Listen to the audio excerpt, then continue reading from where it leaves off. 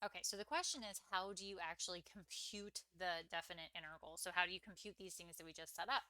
And the way you do that is through what we call the fundamental theorem of calculus, and this is used for finding definite integrals.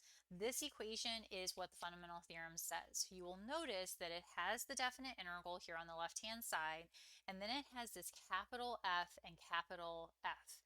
What is the capital F?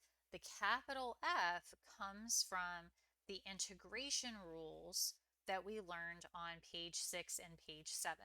So to use this the definite integral fundamental theorem of calculus, the very first thing we're going to do is we are going to integrate just like we normally would. So we're going to do the whole like add 1 to the exponent, divide by the new exponent. Then you'll also notice that they have this parentheses b parentheses a.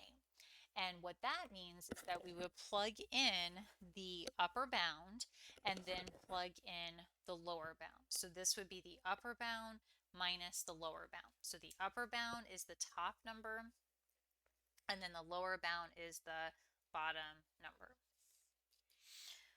Now, keep in mind, this is our process. We're going to do our integral rules, and then we're going to plug in upper bound minus lower bound.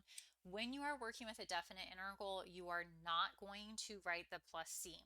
And the reason why you're not going to write the plus c is because if you were to write a plus c and you were to plug in the plus c as part of the plugging in the upper bound minus lower bound, you'll see here that those plus c and the minus c would cancel out, and that would just leave you with the capital F of B minus capital F of A.